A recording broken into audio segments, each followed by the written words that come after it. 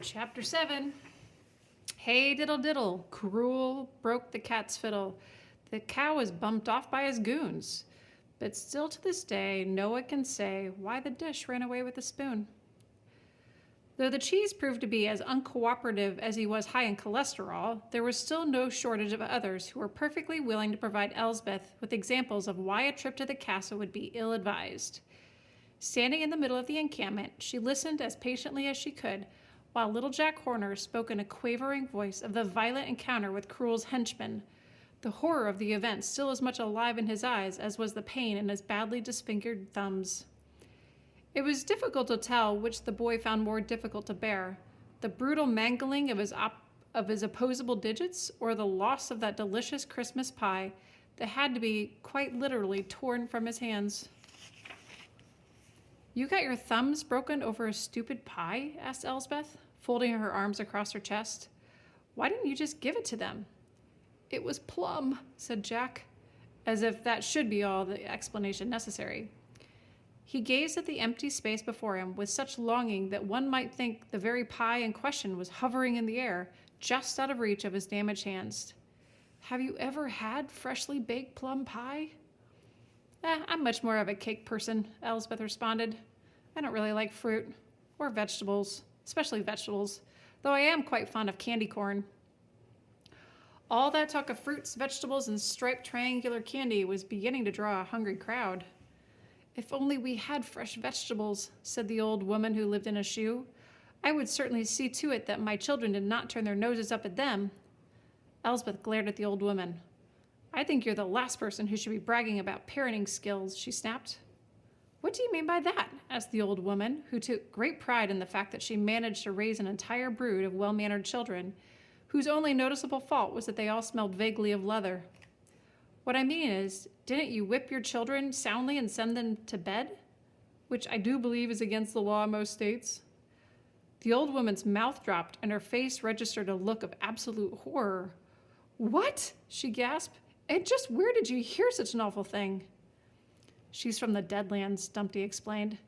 Then he turned to Bo Peep and said, Please enlighten the young lady. Bo Peep responded by opening the book and reading aloud. There was an old woman who lived in a house with her 26 children and one tired spouse. But they all had to move to a big smelly shoe when Cruel raised their house to make room for a zoo. Bo Peep clapped the book closed once more. That's all very tragic, Elsbeth admitted, but I don't see how this concerns me in any way. Now, I believe you've wasted enough of my time. I would like to go to the castle and speak with Jack and Jill, and I would like to go now.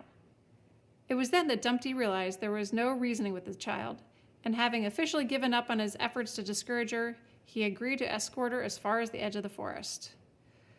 Elsbeth offered little in the way of goodbyes to those she had met, because, as far as she was concerned, she would never see them again anyway. So what would be the point? Besides, she found them all to be a bunch of sniveling, whining crybabies. There was one thing that irritated Elsbeth more than not getting her own way. It was people who refused to stick up for themselves. They set out on a long walk to the edge of the forest, with Dumpty leading and Elsbeth following close behind. She might have walked beside him were the path wide enough to permit it. Of all the creatures she had so far met, Dumpty was the most tolerable of the bunch. In fact, Elsbeth felt a sort of fondness for the man, as well as a genuine concern when he abruptly stopped walking, wobbled a bit side to side, then reached out for a tree branch. What's wrong? Asked Elsbeth, catching up to him. Are you okay? It's nothing, said Dumpty. Just my vertigo. It tends to get worse when I'm feeling anxious, which, with this horrible drought, seems to be all the time lately. Not to worry, I'll be fine. Okay, said Elsbeth, her concern giving way to impatience.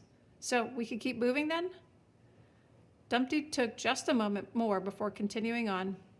When they arrived at a place where the path became two, Dumpty directed Elsbeth to take the one on the right and cautioned her to be careful of the sinkholes. Sinkholes? Elsbeth replied. You mean holes that sink into the ground? Yes, said Dumpty. Some of them are quite full of lava. Torcano Alley is teeming with them. What the heck is Torcano Alley? It's a wide strip of dry, flat desert between the forest and the cliffs beyond, Dumpty explained. Okay, and what exactly is a torcano? Elsbeth soon learned that a torcano was, as the name might imply, a combination of tornado and volcano, a rapidly swirling funnel cloud of ash, pumice, and lava. Reminding Elsbeth that he was a spy by trade and not a geologist, Dumpty could provide no scientific explanation for these strange and randomly occurring events. "It is the height of torcano season," Dumpty said, "so keep your wits about you and get across the alley as quickly as you can. Once you do, you'll find a switchback trail which will lead you to the crests of the cliffs. From there, you'll be able to see the castle, sitting in the center of Banbury Cross, just off in the distance." Elsbeth craned her neck forward, trying to see what the path before her held in store, but its curvy design lent her a glimpse no more than 15 or 20 feet ahead. "You could come with me," she said. "That is to say, you should come with me. After all, I'm still 11 and technically in need of a guardian. It is the law, you know." "I would if I could," said Dumpty, "but I've been declared an enemy of the crown. Should I be captured, it would not go well for me." With that, Dumpty took Elsbeth's hand and wished her luck in her quest to find her way home. As he turned and waddled back the way they had come, Elsbeth just stood and watched, trying to keep sight of him for as long as she could. When the last bit of him had disappeared among the trees, Elsbeth stood motionless and in complete silence. She thought of calling out for Dolly Do-Eyes and wondered what had become of her former best friend. In the end, she decided that that would amount to a sign of weakness and instead resigned herself to completing the journey alone. Elsbeth picked up a long, thin stick that she felt would be good to have for protection. As she began to sharpen the end of the stick with a flat rock, the stick, Jean to his friends, felt compelled to voice his objection. "Whoa!" he shouted. This outburst caused Elsbeth to drop the stick with a high-pitched shriek, having momentarily forgotten where she was. "What do you think you're doing?" "I'm sharpening you," said Elsbeth. With an angry huff, she plucked Jean from the ground and returned to the work at hand. "Sharpening me?" said Jean. "I certainly hope you're not planning on using me as some sort of weapon." When his protest was met with only the sounds of Elsbeth's determining honing, he continued, "You should know that I am a lifelong pacifist, and I strenuously object to any attempts to fashion me into a spear or some other pointy implement of war." "Relax," Elsbeth muttered. "I promise I'll only use you in self-defense." Jean thought these terms reasonable. He agreed to allow the sharpening to continue, although he didn't have much to say in the matter, being that he was just a stick, and a pacifist stick at that. When she had completed the task, Elsbeth took Jean in hand, and the two continued on together. By and by, the path grew wider and the trees thinner, until finally, just up ahead, was the very edge of the forest.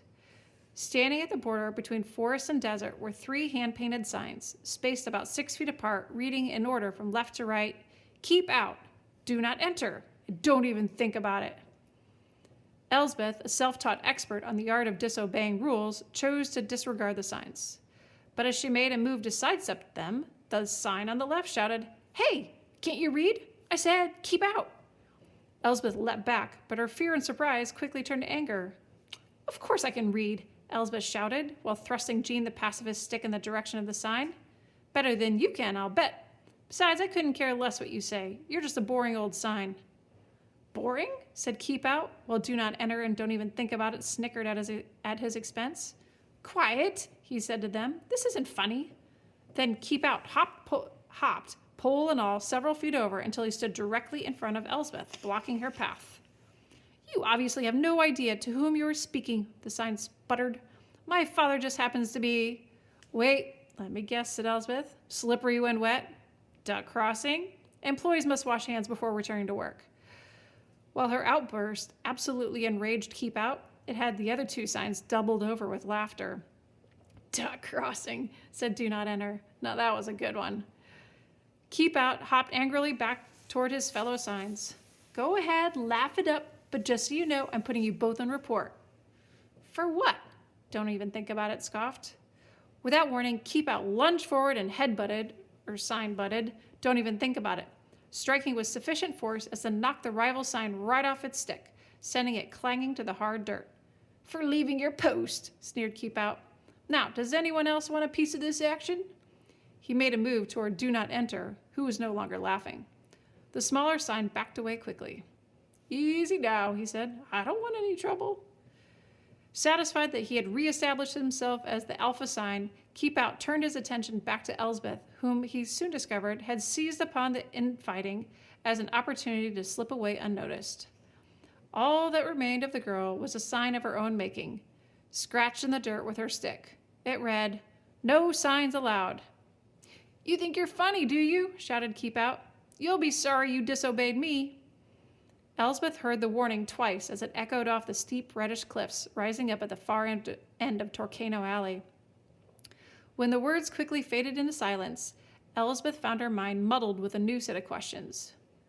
Would she ever find her way home again? Were her parents out looking for her, or happily going about their lives, preparing taxes and peddling hearing aids door to door? Perhaps it was far worse than that, Elsbeth thought. What if she came to find that her parents actually dumped her off here so as to be rid of her once and for all? If that were the case, she vowed right then and there to call the police and have them thrown in jail just as soon as she could get to a phone. With the both of them firmly locked up, she could have as many alpacas as she desired. An entire herd, perhaps. Or did alpacas travel in flocks? Regardless, Elsbeth wished she had one at that moment on which to ride. If wishes were horses, then beggars would ride until they got hungry enough to eat those horses. Then, no more rides.